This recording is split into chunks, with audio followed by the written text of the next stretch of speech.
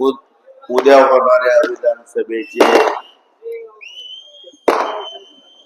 विधानसभेच्या निमित्ताने या ठिकाणी आपण जाहीर सभेचं नियोजन केलं आहे.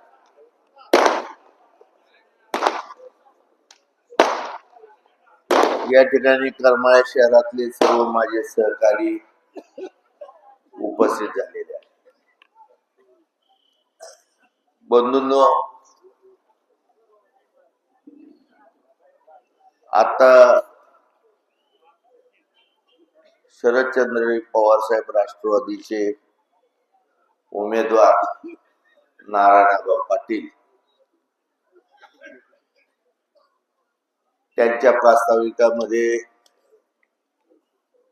स्टेजवर असणाऱ्या सगळ्या मान्यवरांचा जो नाम उल्लेख केला ते सर्व मंडळी, माझ्या सर्व भगिनी, उपस्थित असलेले सर्व मतदार, युवक, बुजुर्ग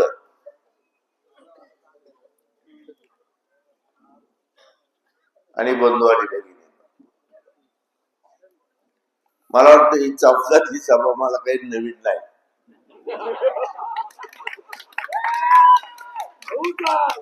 बऱ्याच वेळा मी तुमच्या बरोबर या ठिकाणी संवाद करण्यासाठी आलो.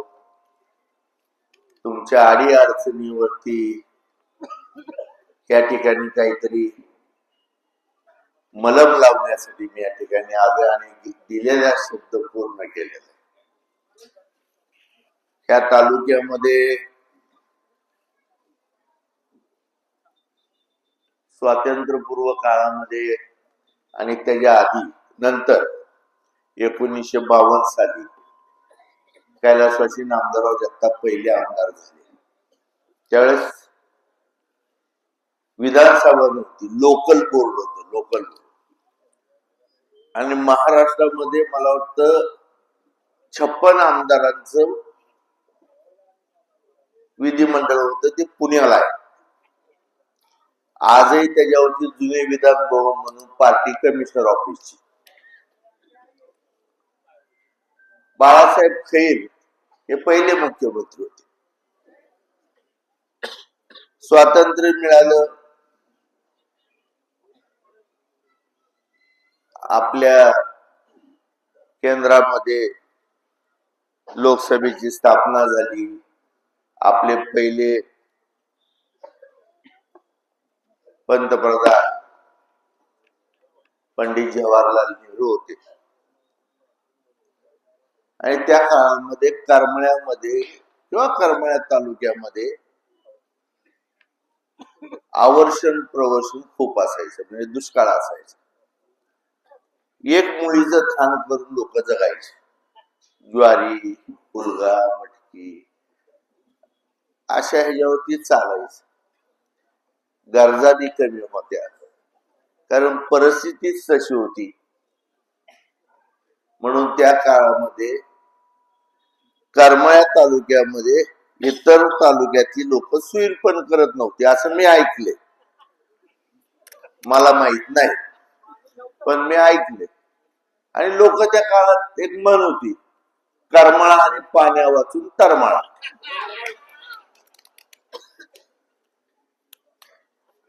नारायण आबांनी त्यांच्या प्रास्ताविकात सांगितलं, मी एक सामान्य कुटुंबातला माणूस आहे. इथं बसलेली सगळी सामान्य कुटुंबातली आणि तुम्ही सुद्धा. फक्त आम्ही तुमचं नेतृत्व करतोय. आमच्यातला सामान्यपणाने संपला नाही आणि आम्ही सामान्यच राहणार आहे आणि त्यातच आम्हाला आनंद.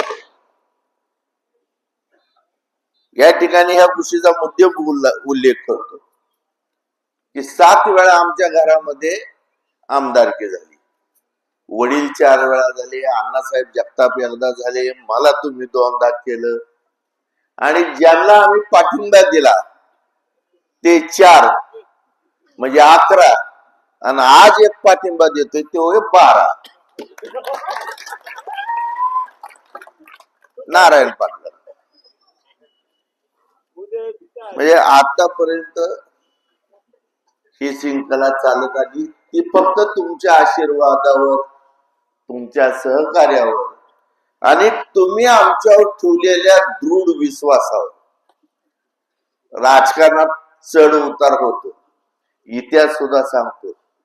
विश्वाचा राजा होता प्रभू रामचंद्र, त्याला सुद्धा 14 वर्ष वनवास भोगावा लागला. स्वतःची बायको हुडकायला मापनाची गरज लागली. हे काळचक्र आहे, हे फिरत असत. आणि त्यावेळेस ज्यांनी हा देश चालवला, यशवंतराव चव्हाणांसारखे, वसंतदादा पाटलांसारखे, हे सर्व स्वातंत्र्य सैनिक सामान्य कुटुंबात, शेतमजूर असतील, कामगार असतील, ह्यातनं त्यांची जडणघडण झाली. आणि त्या जडणघडणीतनं त्यांना तुमच्या सुख दुःखाची जाणीव होती. आणि ज्यावेळेस त्यांच्याकडे ही नेतृत्व गेलं, त्यावेळेस त्या लोकांनी तुम्हाला तुमचा अधिकार, हक्क, तुमच्या गरजा, तुमची काय म्हणायचं अन्न पाण्याची सगळी व्यवस्था त्यांनी केली. म्हणून आज त्यांना मानतोय, त्यांचे पुतळे बसवतोय, त्यांच्या जयंती आपण साजरे करतोय. काळ बदलत गेला, भ्रष्टाचार जास्त वाढलाय. मी आपल्याला सांगू इच्छितो की आमच्या राजकीय जीवनामध्ये आमच्या प्रॉपर्टीमध्ये आमच्या आज्या पंजाचा जो उतार आहे, त्याच्यामध्ये जरी 1 इंच वाढ झाली असेल, पुन्हा मुंबई अनेक ठिकाणी जर आमचे फ्लॅट, प्लॉट किंवा गोव्याला हॉटेल असं जर काही असेल, तर पूर्वी भिंतीवर लिहिलं जायचं की देवीचा रोग कळवा आणि 1000 रुपये मिळवा. तर तसं आमचं काय असेल, परमिट रूम, बिअर बार, साखर कारखाने, जे काही आताच्या पुढाऱ्यांकडे आहे, ते जर आमचं असेल तर ते दाखवा 1 कोटी रुपये मिळवा. कारण मला माहिती, जरी दाखवण्याचा प्रयत्न केला तर कोटभर रुपये तुम्हाला मी देणार नाही, तुम्हीच मला देणार आहे. कारण नाहीच आहे काय, फकीरासारखे दाबी, दिया उसका भी भला ना दिया उसका भी भला. विधानसभेचे इलेक्शन लागले 19ला.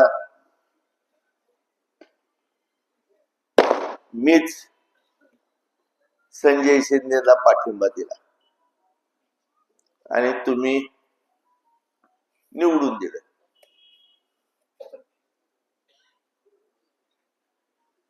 ह्याच्या मागचा खूप मोठा इतिहास आहे, वेळ पुरणार नाही. आणि मजा आली असती जर आबा इथं बसला असत, तर ते गेले आपलं प्रचाराला नाही. कारण हे उंटाचं पिल्लू आम्ही आणलं नव्हतं, त्यांनीच हे पार्सल आणलं होतं. आणि बागलाची आणि नारायण पाटलाची युती घडून आणायला त्या काळात संजय शिंदे आणि दीपक साळुंके सांगोल्याचे हे 2 जण आले होते. बरेच कार्यक्रम त्या काळामध्ये त्यांनी घेतले नारायणाबाद. आता मलाही माहित होतं वाघाचं कातड पांगलेलं ही गाढवाचं पिल्लू आहे.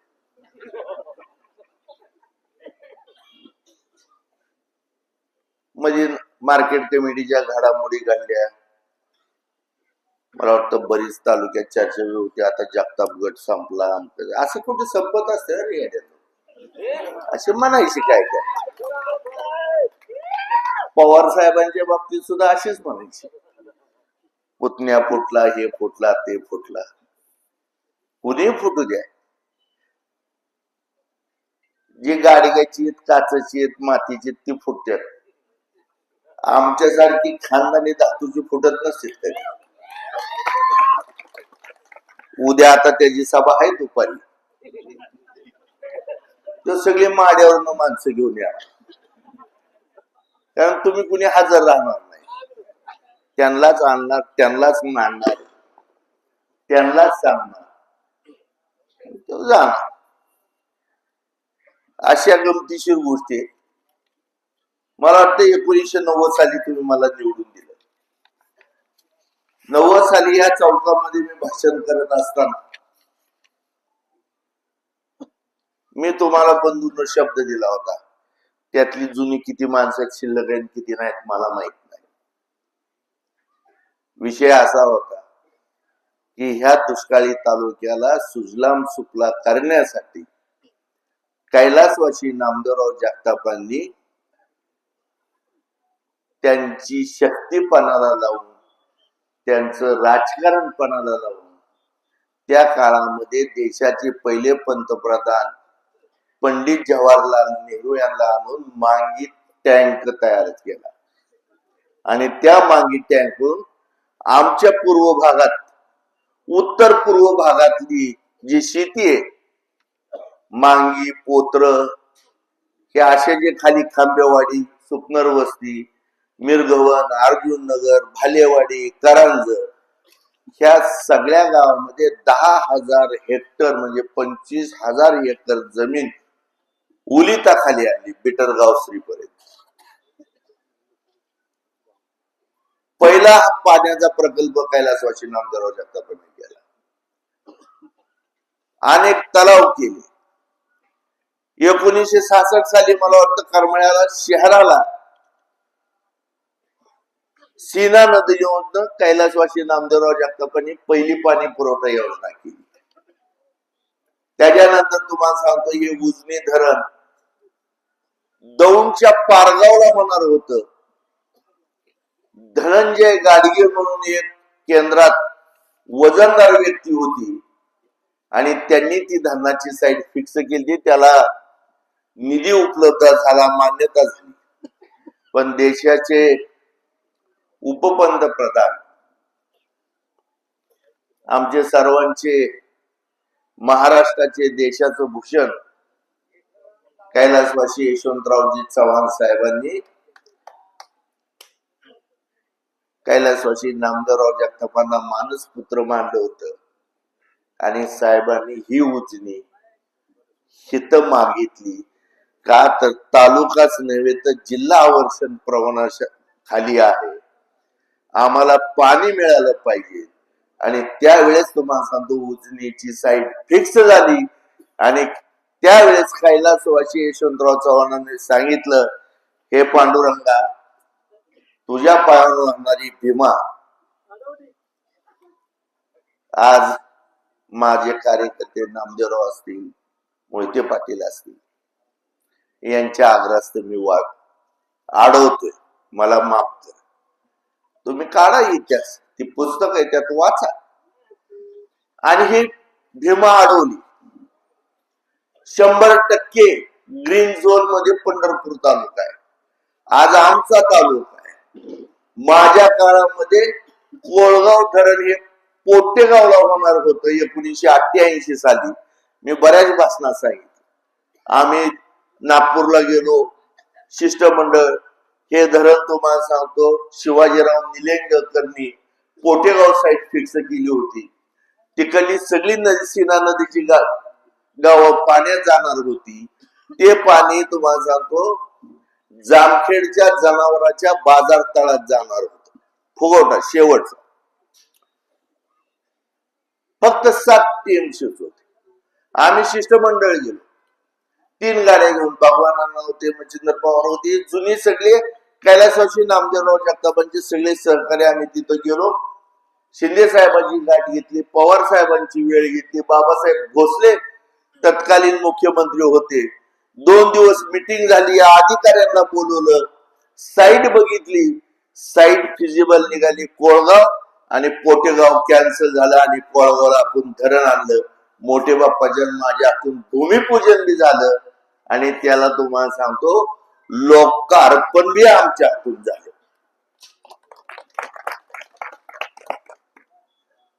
मग त्याच्यानंतर तुम्हाला सांगतो दहिगाव योजना मीच आणली. 8,500 हेक्टर 1994 ला मंजुरी घेतली आणि 57 कोटी सीना माडाची विनायकराव पाटलांनी घेतली. ही वस्तुस्थिती तुम्हाला सांगतो. काढा तुम्ही ह्याच्यावरती गुगलवर ह्याच्यावर बघा ना, कुणी थापा मारते कुणी फसवते तुम्हाला, हे सगळं आता तुम्ही अभ्यास केला पाहिजे. आणि पाणी अनेक लोकांना खाली पाहिजे होत, म्हणून त्यावेळेचे आमचे नेते, जिल्ह्याचे महाराष्ट्राचे नेते विजयसिंह मोहिते पाटील दादांनी ती स्कीम 10,500 हेक्टर म्हणजे 2,000 हेक्टर वाढवलं, म्हणजे 5,000 एकर दादांनी ती वाढवली आणि ती स्कीम पूर्ण झाली, तिला निधी मिळाला. अशा पद्धतीने तुम्हाला सांगतो आपण या गोष्टी केल्या. आणि त्याच्यानंतर मला वाटतं 1990 ला आपल्या करमाळ्याला अतिशय कमी पाणी मिळत होतं. माता भगिनी तुम्ही साक्षीला आहे, तुम्हाला माहिती त्या काळात पाणी मिळत नव्हतं. मांगी तलावातलं पाणी सिमेंटाची पोतीमध्ये वाळू भरून असा हा आपण टेम्परवारी बंधारा करायचो आणि त्यातनं पाईपलाईननी ह्याच्यात पाणी सोडायचो सीना नदीत, आणि ते पाणी उचलून करमाळ्याला द्यायचं. वाढीव लोकसंख्या, वाढीव शहर, पाणी पुरत नव्हतं. सोमाशेठ तुम्ही याला साक्षी. आणि सगळ्यात निकडीचा प्रश्न शहरामध्ये होता तो पाण्याचा होता. आणि मी तुम्हाला शब्द दिला होता की मी हे पाणी आणणार, आणि त्यावेळेस तुम्ही मला आमदार केलं. तुमच्या नशिबाने 11च अपक्ष निवडून आले आणि सरकार बनवायसाठी तेवढ्या लोकांची गरज होती, त्याच्यामध्ये मी होतो. पवार साहेबांकडे गेलो, अर्थ खातं रामराव अधिकांकडे होत, नगरपालिकेचं तुमचं नगर खातं, नगर विकास खातं सुशील कुमार शिंदे साहेबांकडे होतं. आणि मी पहिला प्रश्न मांडला की हा झाला पाहिजे. त्यावेळेच्या तुम्हाला सांगतो सचिवांनी, त्यावेळेच्या बऱ्याचशा अधिकाऱ्यांनी सांगितलं की ही नगरपालिका क वर्गात आहे आणि क वर्गातल्या नगरपालिकेला 27 किलोमीटरवरनं पाणी देता येणार नाही, ही फिजिबल होत नाही. दहीगावच बरेच वाद झाले. कैलासवासी नामदेवराव जगतापांचं आणि रामराव अधिकांचं कधी जमत नव्हतं, विरोध होता. आणि ते अर्थ खात्याचे मंत्री होते आणि त्यांना जर सांगितले की बाबा ह्याच्यात तरतूद करा, म्हणजे आता तरी मावया गोव्याची चर्चा आहे, त्यावेळेस ती म्हातारं मावा गोवा खात होतं तेव्हा मला माहित झालं हे खातात म्हणून काय. आणि त्याच्या तोंडात ते तोबरा असायचा आणि ते सारखं असं मुंडका हलवायचं ना, असं असं करायचं. एक दिवशी म्हणलं बाबा थुकी आमच्यावर पण बोल देतो का नाही. शिंदे साहेब होते, सगळे होते, बराच वाद झाला. शेवट 27 किलोमीटर तुम्ही तो इतिहास काढा बघा. पवार साहेबांनी ती पाणी पुरवठा योजना खासबाग म्हणून तुम्हाला सांगतो मंजूर केली आणि 28 कोटी रुपये त्यावेळेस करमाळा शहरासाठी आपल्याला मिळाले. आणि आमच्या माता भगिनींना कालपर्यंत सोलापूरला पाणी टंचाई होती, लातूरला होती, कर्जतला होती, सगळीकडे पाणी टंचाई होती, पण आमच्या माता भगिनीला 24 तास पाणी मिळत होतं करमाळ्यात. आज पाणी टंचाई आहे, ती कृत्रिम आहे. हे माड्याचं आलंय का,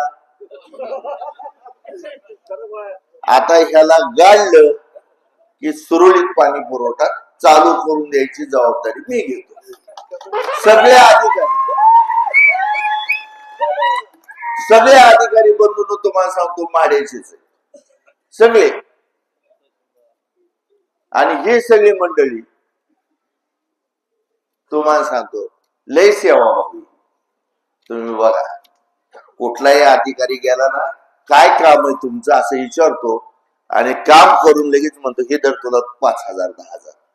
इतका भारी आमदार अधिकारी आणले. नारायण आबा म्हणले माग वाळू उपसत होते. वांगी नंबर 3 ला आहे, तुझं गावच आहे की. आता रात्रंदिवस किती टिपर चालते. अख्खी रात्र जर 20-25 टिपर चालत असेल तर वाळू किती निघते. आणि ह्याच्यामध्ये आमदार तहसीलदार जबाबदारीने बोलतो, ह्यांची भागी, ह्यांची भागी. आणि हे जर बदलायचं असेल, कुठे जावं, पोलीस सुद्धा माड्याचा. सगळी खतरावळ तिकडनं आणली.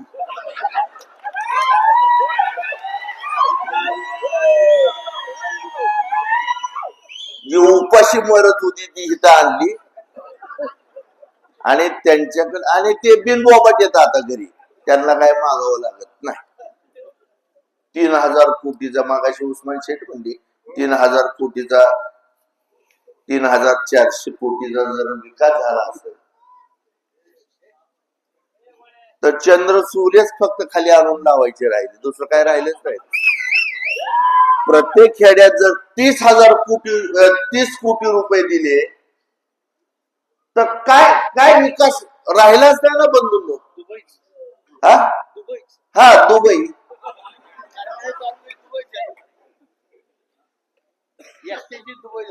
मग ह्या गोष्टी लक्षात घेतल्या पाहिजे सगळ्यांना. मध्ये 1200 कोटी रुपयाचा तुम्हाला सांगतो, आमच्या जातेगाव पासून पलीकड चापडगाव पासूनचा जो टिमुर्णी पर्यंत आहे, हा 1200 कोटी रुपयाचा 5 वर्ष झाला हा रस्ता रखडला. विम्याचे पैसे शासनाने दिले तर हे म्हणतो मीच दिले. आमच्याचं काय झालं की मीच दिले. अरे तू दिले नाही बाबा, हे आमचे पैसे, आमच्या टॅक्सचे पैसे. हे जसं काय तुम्हाला सांगतो बापदादाच्या इस्टेटीतनं दिल्यासारखं म्हणतो मी इतके दिले. आणि फुटीर पुतण्या बी इथं आलता त्या जर फाट्यावर. अहो तुम्ही जेवायला आणला, बॉम्बला तिथं आलता. या आमचं सोयरं बी नाही, त्याला जेवायला लागते.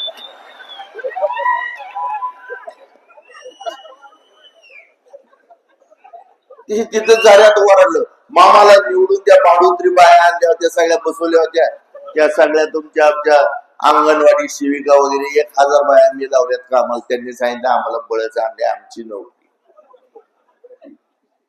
आणि त्यांनी सांगितलं संजूने 3000 कोटीचा विकास केला.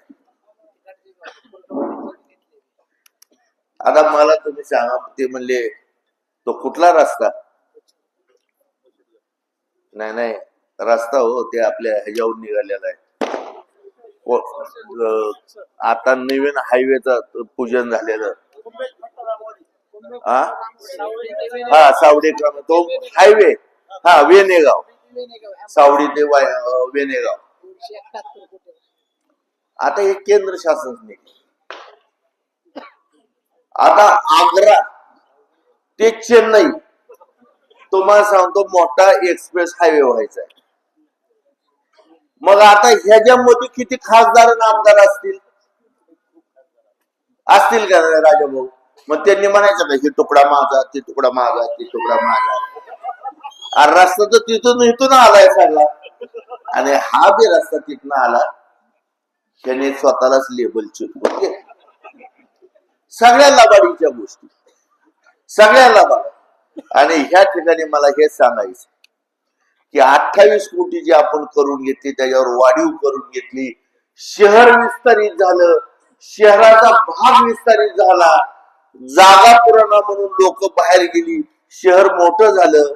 त्यांना पाणी पुरवठा करण्यासाठी 13 कोटी रुपयाची तुम्हाला सांगतो टाक्या आपण बांधल्या शहराच्या बाहेर.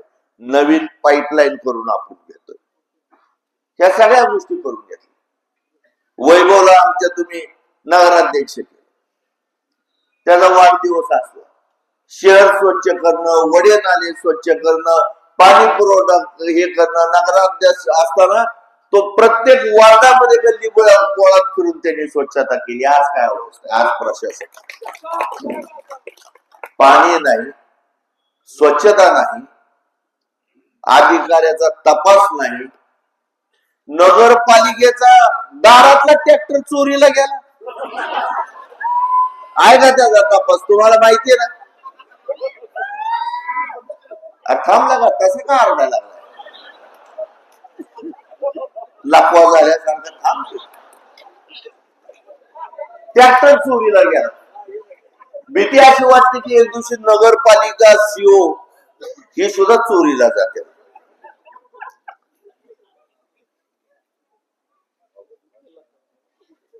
कुठल्या अधिकाऱ्यावर नियंत्रण नाहीये. स्वतःचा कारखाना काढला, तिथं काढले, सगळे विकत आणले.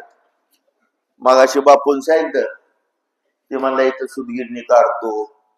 ही 2 वर्ष अपघात होती, जागा बघायला कुठे गेला बापू? ही 2 वर्ष अपघात होती, फिरून आणली. तरी वकील साहेबांनी सांगितलं करमाळ्यात आलता जेवायला, काढली नाही. त्याची हाय तीच विकली. म्हैसगावाचा कारखाना विकला, देवीच्या माळावर कारखाना काढला. वाहनधारकाच्या वाहनावरती कर्ज, शेतावरती कर्ज, कर्मचाऱ्यांच्या रानावरती कर्ज, सगळ्यावर कर्ज काढलं. कारखाना खाजगी. आणि तुम्हाला सांगतो भरपूर साखर फिकर काढायची, वर्ष 2 वर्ष बिलं द्यायची नाही. पण कारखाना चालू असताना आमच्या शहरवासियांची भाजी भाकरी सगळ्यात राख येते का नाही रे राख? मग आता ह्याला निवडून द्यायचं का? आणि राख कारखान्याची येते, पुन्हा तर तुमची येईल. बघा बोललं. आणि आम्हाला काय, आम्ही तुमची राख बघून रडत बसू. आयो कसं जाणार? बघ असं जर असेल तर बदल करावा लागेल बाबा.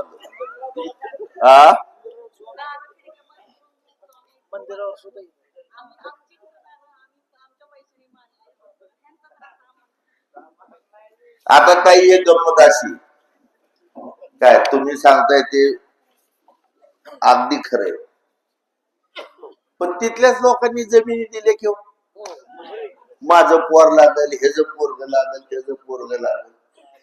किती दिवस आमिषाला, लाचारीला, खोटेपणाला तुम्ही फसणार आहात आणि तुमचं वाटोळं करून घेणार आहात. साधन सोपी गोष्ट.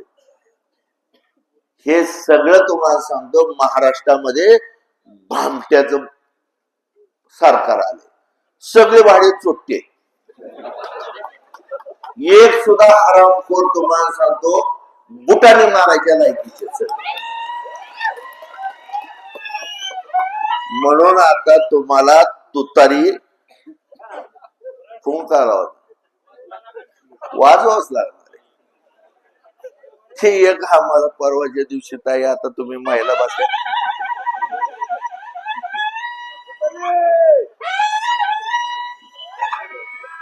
वीटला सभा होती.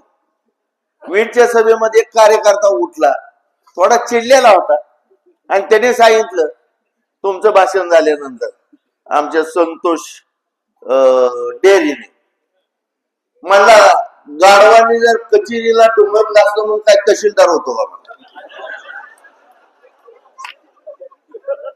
मग मी भाषणात सांगितलं सफरचंदला घातल्यावर होतो का? आमदार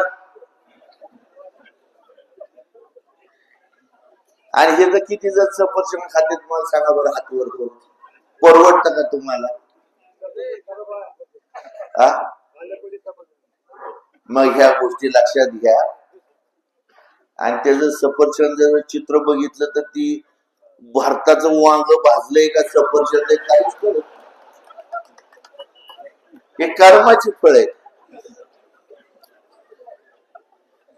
म्हणून बंधूंनो, स्वच्छता आमच्याकडे नगरपालिका असताना आता प्रशासन, स्वच्छता असेल, पाणी असेल, आज नगरपालिकेच्या शाळा आमच्या सोलापूर जिल्ह्यामध्ये 1 नंबर आहे. विद्यार्थी असू द्या, सुविधा असू द्या, तिथल्या विद्यार्थ्यांची गुणवत्ता असू द्या, ह्या सगळ्या गोष्टी आपण बघितले. कित्येक आमचे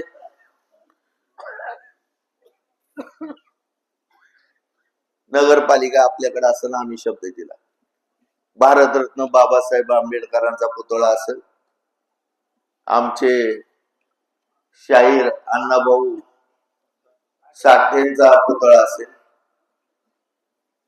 तुम्हाला सांगतो महात्मा गांधी असतील किंवा तुमच्या ज्योतिबा फुले असेल, सगळ्यांचं सुशोभीकरण आपण करून दिलं. का तर तुम्ही छत्रपती शिवाजी महाराजांचं असेल, महाराणा, सगळे पुतळे जेवढे असतील ते, का तर आम्हाला समाजामध्ये जातीवाद फैलावायचा नाही, सलोखा ठेवायचा आहे.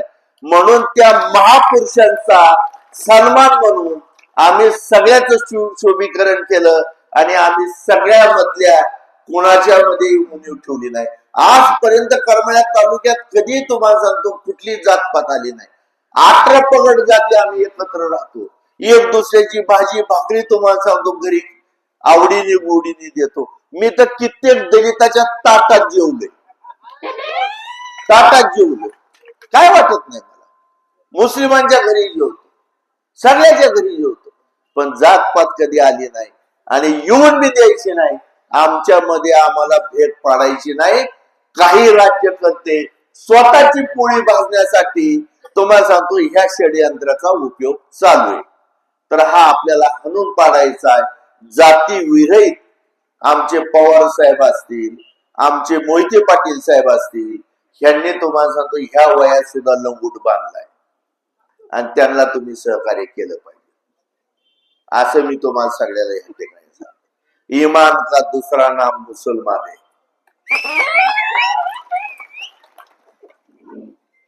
मुसलमान कधी बिकता भी नाही, तुटता भी नाही. असं रावा पांडुळ्यासारखं राहू नका. आम्ही आनंदात राहतो. अलीकडे तुम्हाला सांगतो हिंदू आमक तमक आमक. मी हिंदू नाही काय, नाही का माझी सुनता झाली, मी भी हिंदू आहे, पण हिंदू मुस्लिम बाई बाई आहे.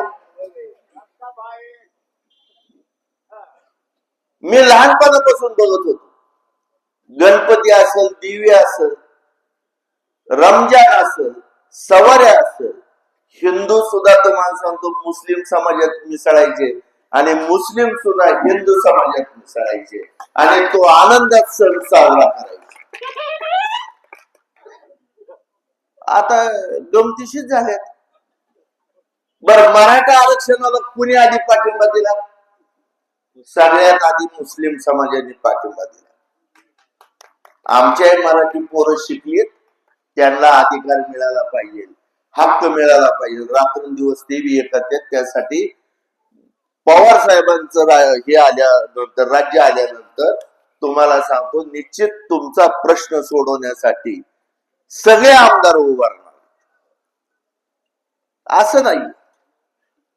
आणि त्या पांडुरंगाचे अनेक संत झाले, कुंभार झाले, चांभार झाले, मराठी झाले, ब्राह्मण झाले, आमचे दलित झाले, अनेक संत झाले.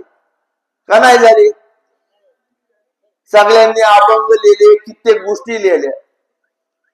मग मला तुम्ही सांगा, गोरोबा तुम्ही म्हणताल कुंभाराचा होता, तुकाराम महाराज मराठीचे होते, माऊली ब्राह्मणाचे होते, चोकोबा दलितांचे होते, अशा अनेक संत.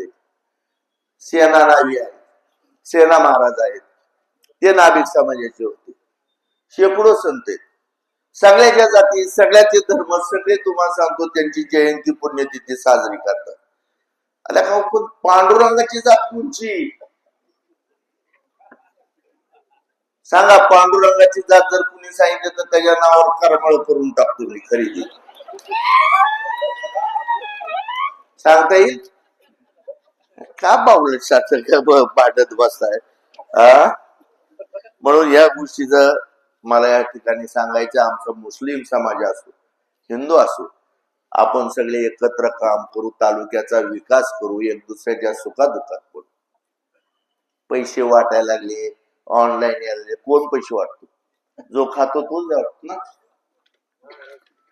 का नाही वाटत? मुस्लिम समाजाची तर काही माणसं आहेत. मी एक उदाहरण सांगतो तुम्हाला, एक गोष्ट सांगतो. सगळ्यात मोठे एक शाहीर होते, मिर्झा गालिब. मॅडम मिर्झा गालिब म्हणून तुम्ही वाचला असेल, वकील आहेत. मिर्झा गालिब अतिशय हुशार आणि सुंदर माणसं, हे शायर होते, गझल करायचे. लहानपणी परत किशोर वयात आले, 16 आणि 25च्या मध्ये होते, आधी जवानी आधी बचपना. पण सुंदर शायरी करायची आणि लोक त्यांच्यावर फिदा असायचे. यार मिर्झा शरारती है, लेकिन उसके जबान पे शेर शायरी अल्लाह ताला ने क्या उसको कुदरत ने दे दी, बोले चांगले करायचे. आणि त्यावेळेस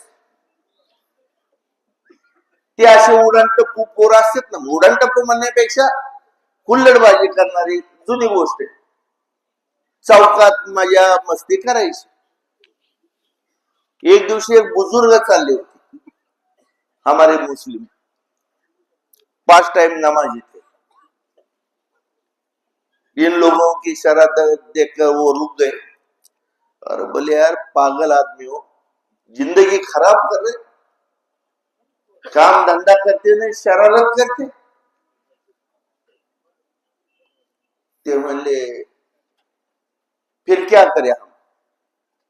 अरे इबादत करो, नमाज पढ़ो, अल्लाह ताला पे भरोसा रखो, वो सही रास्ते पे तुमको लेके जाएगा. ते हसले, त्यांनी टिंगलटावाळी केली. मिर्झा साहेबाच्या मनावर परिणाम झाला. ते म्हणले त्यांनी आयुष्यात मस्जिद कवच बघितली नव्हती.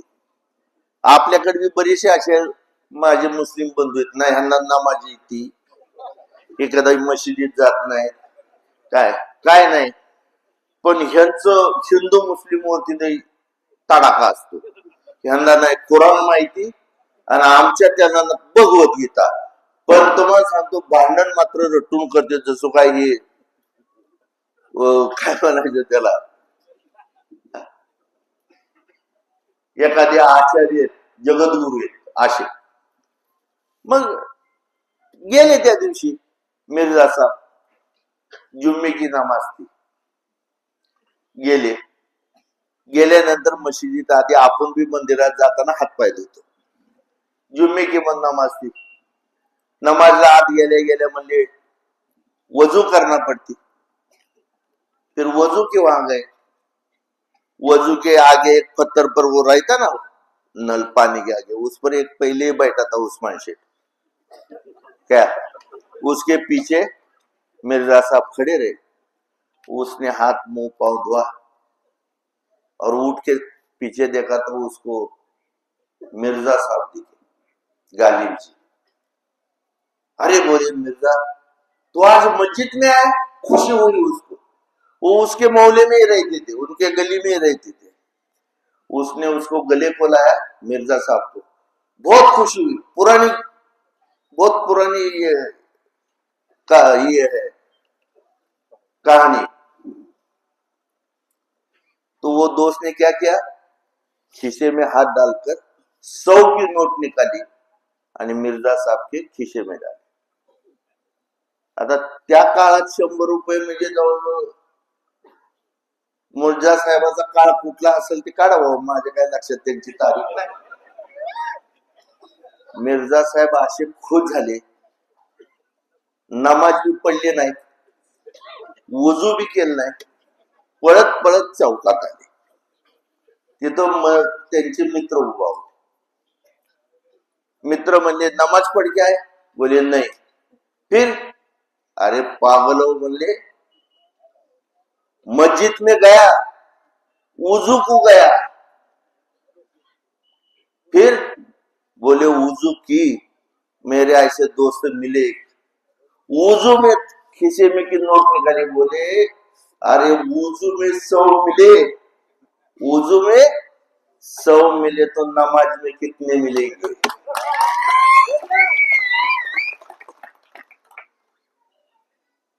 बारामती का बुड्ढा अपना, उसके पीछे गए तो क्या भी मिलेगा? क्या तुमको तुम्हारा हक मिलेगा? हमारे किसानों को उसके जो अनाज है, आमच्या शेतकऱ्याचा उडीद असेल, ऊस असेल, कांदा असेल, तुरी असेल, सोयाबीन असेल, सगळ्याला हमी भाव मिळेल. आत्महत्या बंद होती, बेरोजगारांच्या हाताला काम मिळेल, आमच्या आया बहिणींना संरक्षण मिळेल. मग वुजू में जाके सवली येते हे कर तो नमाज में किती. मग आता तसं करताय का माड्याला वाटोळ करून जायला घेताय? ह्यासाठी ही मी गोष्ट सांगितली की आता पवार साहेबांकडे जायचं म्हणजे मुस्लिम बांधवांना आणि हिंदूंना सांगणार आहे की तुम्ही मतदान नाही, तुम्ही योग्य योगदान देणार आहे. मतदान तर कुणी बी देते, योगदान देणार आहे. म्हणून या ठिकाणी मी आपल्याला सगळ्याला सांगणार आहे बंधू की नगरपालिकेच्या शी आपण सगळे संबंधित आहेत.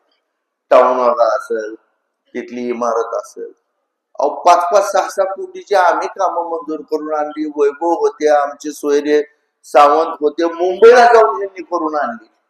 कामं मंजूर करून झाल्यावरती ह्याला लक्षात आलं पैसे खायसाठी ह्यांनी 82ला वर्ग केली आणि आजपर्यंत ती कामं रखली. खरे खोटे?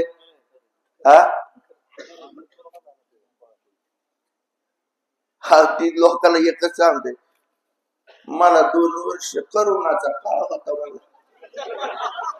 मग करोना नुसता करमाळ्यात चालता का? किंवा आठवड्या बाजाराला यायचा तर यायचं. ह्याचं दुकान कुठं बायपासच्या बाहेर, कोणाला भेटायची भानगड नाही, फक्त ठेकेदार असायचे. काय त्या ठिकाणी दुसरं कुठ नव्हतं. आमचा आणि आपला सोयरा बी असायचा तिथं, दादा सगळी ठेकेदार असायचे. मग त्यांचा व्यवसाय ती बिचारे जाणारच की हो, त्यांचं काम आहे ही काही टक्केवारी सोडत नव्हतं. हा बाजारी आमदार उद्या आल्यावर त्याला विचारा, ते म्हणतो करोना 2 वर्ष गेली. करमळ्यातच करोना होता का अख्ख्या जगात होता? बाकीच्या आमदारांना नव्हता? रोहित पवारांना ह्यांना त्यांना नव्हता का? त्यांनी विकास केला का नाही? पहिल्यांदा निवडून आला की भाजपकडे गेला, भाजपची मेजॉरिटी नाही झाली की त्या अजितदादाकडे गेला. त्या अजितदादांनी मला बोलवलं, म्हणला जयवंतराव तिकीट घ्या. म्हणलं का? तुम्ही ज्याला सहकार्य केले त्याला द्या ना. नाही म्हणजे जरा संजय म्हणतो तिकीट नको. म्हणलं तुम्ही एवढं सहकार्य केलं, एवढ्या भानगडी केल्या, नाही तो घे नाही म्हणजे तिकीट घे ना. मग तुझं शेकंड घ्या, मी घेऊ का गळ्यात? या भाषेतच बोललो. ते म्हणलं दादा तुमचं संजय मामाचं लय भारी प्रेम आहे राव. ते मला वाटलं का? ती म्हणतो लगीन नको, ठेवलेलंच बरं. तो काय तुझं तिकीट घेत नाही आणि तो काय त्याला सोडित नाही. सगळं खोटं राजकारण. आता त्यांचे प्रचार करायला तुम्हाला सांगतो काय महात्मे निघालेत राव. काय त्याच्या त्यांना जर बघितलं असं वाटतं तुम्ही आमच्या मागे राहताय का नाही कुणाला. सगळ्यात थोर नेते करमाळ्यातला नेपाळी आमच्या कनुबाई, बापाची अर्बन बँक सुद्धा चालवायला आणली. मी 2 वेळा बिनविरोध करून दिले. खाली दुकानातच बसले, त्यांनी यावं इथंच. ते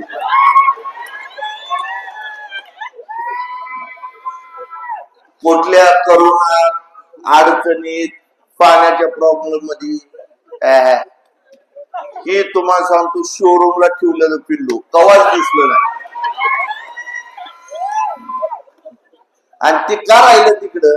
आमच्या सोयऱ्याला म्हणलं राव मी बी आलो असतो, पण मला वाटलं तुम्ही गेल्या वाटप माझ्याकडे येईल सगळं.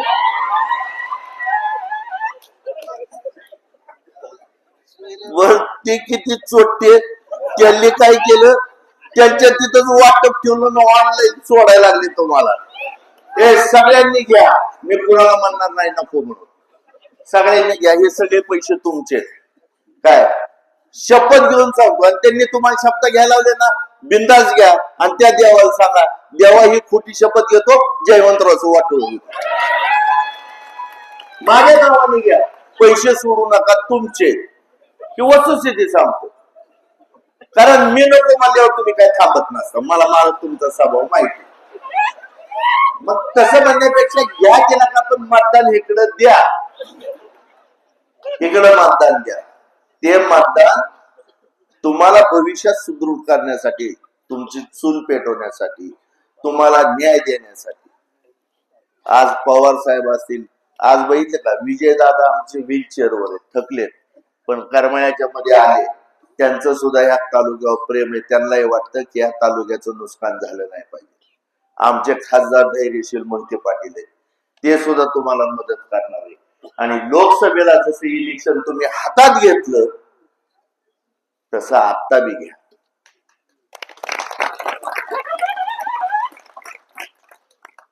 आणि तुम्हाला सांगतो, आम्ही हाकलून दिलेली जी काय लूटभरी खरजुलीत का नाही, ती संजय शिंदेने घेतल्यात भाऊ. कारवानी 40 कोटी रुपये लोकांचे, आणि अर्बन बँकेत ती दिला का आधी लोकांसाठी भीक मागतोय.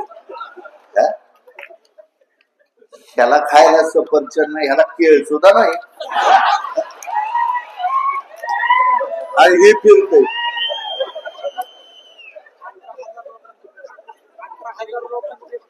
18,000 लोकांची, आणि अर्बन बँक त्यांनी विकली. कुणाला विकली? ती अर्बन बँक विकली आमच्या शेजारचे खासदार उस्मानाबादचे पवनराजे लिंबाळकर, ओमराजे सॉरी, पवन म्हणतो, ओमराजे, त्यांना विकली. फारुखबाई मुळापोटी किरसुने आहे का नाही, हे आमचा फारुखबाई शटर उघड सही आहे का नाही. फारुखबाई वैसा गुस्सा नाही आणले नाही का. माझ्या उस्मान शेठचं स्वभाव सारखा, आम्ही दोघं वर्ग मित्र होतो. जरा जास्त चुना लावलेल्या तंबाखू सारखं आमच्याकडून कातडच निघतं बऱ्याच जणांचं. ठीक आहे, असू द्या. दुसरी एक गोष्ट सांगतो, आमचा पुरेशी समाज आहे, मी खोटं बोलणार नाही. त्यांची पूर्वीच्या काळामध्ये ऍक्विजेशन अशी पद्धत होती. रस्ता ऍक्विजेशन व्हायचा. जेवढे बी जुने रस्ते झाले, सरकार लोकांच्या सोयीसाठी ऍक्विजेशन करायचं. सरकारकडे पैसे नव्हते, नगरपालिका पहिले रिझर्वेशन टाकायची. मग पहिल्या काळामध्ये ताई तुम्हाला माहिती, तुम्ही वकील आहेत, ऍक्विजेशन होतं. आता नुकसान भरपाई मिळते, तुम्ही दावा लावता, शासनावरती पैसे मिळतात आणि नुकसान भरपाई त्याला मिळते. म्हणून काही लोक तुम्हाला सांगतो, आयतीचं आंब्याची झाड हायवे चालला म्हणले की कडेला लावतात, त्याचे पैसे मिळतात म्हणून. झाड झोपडे आंब, पहिलं तसं नव्हतं. कैलासवासी नामदारराव जगताप म्हणे हे स्टँड, त्या वरच्या तुम्हाला सांगतो जनावरांचा दवाखाना, तुमचं सभापती भवन, पंचायत समितीची क्वार्टर, हे ऍक्विजिशन मधले. 140 कोटीला घेतलं म्हणजे 5 कोटी रुपये ह्यांना इसार बी दिला. 30 बर त्यांच्या नावावर आहे. आमच्या पुरेशी समाजाचा काही दोष नाही, त्यांच्या नावावर आहे, त्यांची खरी जागा आहे. मग लगा तू त्या निलेश धोका आणि ह्यांनी मराठी वकील 2-4 वकील रजिस्टर ऑफिसला तुम्ही तिथं ह्याच्यात जाऊन बघा, चौकशी करून ती जागा विकत घेतली, सौदा केला. इलेक्शन झालं की ती जागा घ्या. ती म्हणते का नाही, मला 2च वर्ष द्या, मग तलपच होऊन देणार नाही आम्हाला, नाही तुम्हाला. ती सगळे इकून टिकून पैसे घेऊन निघून जाईल. तुम्हाला सांगतो की एक विराई आहे ना, तिथपर्यंत ही जागा विकत घेतली. आमचं तहसील ऑफिसर, काय कुणाला अडचण आहे रे बाबा इथं सगळे, हाय का अडचण? ते मौलालीच्या माळावर न्यायचं. कशासाठी न्यायचंय? आमची लोक वयोवृद्ध आहेत, अपंग आहेत, कुणाला काय काय त्रास आहे. आज पूर्वी ब्रिटिश काळापासून कचेरी तिथं, पोलीस स्टेशन तिथं, पंचायत समिती तिथं, सिटी सर्वे तसं, बँक तिथं, ER ऑफिस तिथं, महसूल निवास तिथं, डाक बंगला आहे. तुम्हाला सांगतो आमचे हे आहे शासकीय गोडाऊन आहेत, कॉलेज आहे, कोर्ट आहे, आमचं हे कॉटेज हॉस्पिटल आहे. कॉटेज हॉस्पिटल कैलासवासी नामदेवराव जगताप आणि हे 3 वेळाच म्हणतं 100 बेडच मी खपकी आणल्या तिथं, येत तुझा भाऊ तुझं पडल्यावर झोपाय तिथं. आणि लोकसंख्या वाढल्यानंतर काही बी आपल्या नावावर चिटकून घ्यायचो, काही घ्यायचं. आणि हे प्रचाराला आलं ना, पुत्र व्हावा आईचा गुंडा तिन्ही लोकी, त्याचा त्रिलोकी झेंडा, काय शोरूम फीस, तर त्याला म्हणायचं अर्बन बँकेचे पैसे आमच्या ठेवीचे. काय ही गल्लीतनं तुम्हाला सांगतो, जर नाही 120च्या स्पीडने पळून गेलं तर म्हणाली एवढी पैसे देतो. अहो आम्ही आता गमतीशीर गोष्टीत बंधूंनो, नुसती भूमिपूजन झाली, विकास तर एकाचाही झाला नाही. मी कोणाच्या बद्दल वाईट बोलत नाही, माफ करा मला. ज्या दिवशी जन्माला आलाय ना त्या दिवशी तुम्हा आम्हाला मारायचे, हे 100% खरंय. फक्त एक आहे, कुणी आधी आणि कुणी नंतर आहे, पण मारणार हे सगळे निश्चितच. म्हणून चांगलं कर्म करा. तुमच्या बरोबर फक्त तुमचं कर्म येणार आहे, शरीर सुद्धा येणार नाही, जळून खातो. आमच्या हिंदू धर्मातली प्रथा आहे, अहो तुम्ही प्रेताबरोबर सुद्धा मिळालेल्या माणसाचं बी राजकारण करता.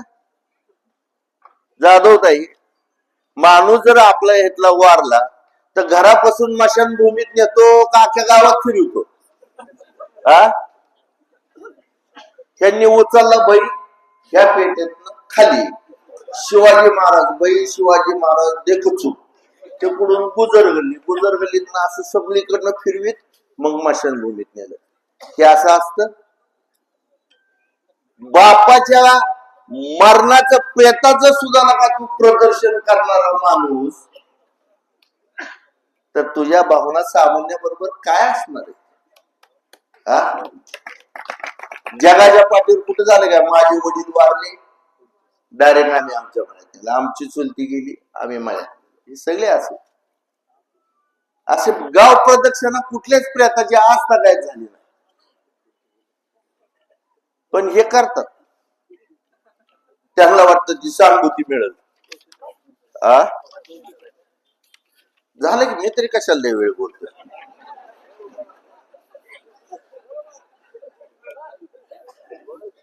तर मला या ठिकाणी तुम्हाला बंधूंनो सांगायचंय, तुतारीला जे मत द्यायचंय तुम्हाला, ते मत नारायण पाटलाला नाही, ते मत द्यायचंय पवार साहेबांना. आणि पवार साहेबांना जे मत द्यायचंय ते मत तुमच्या सगळ्या समस्या सोडवण्यासाठी तुम्हाला द्यायचंय. म्हणून या ठिकाणी मी तुम्हाला सगळ्याला आग्रहाची विनंती करणार की एवढ्या संख्येने तुम्ही आलात, नुसतं ऐकू नका, तुतारी वाजवल्याशिवाय राहू नका, एवढंच या ठिकाणी विनंती करतो आणि मी माझी रजा घेतो. धन्यवाद.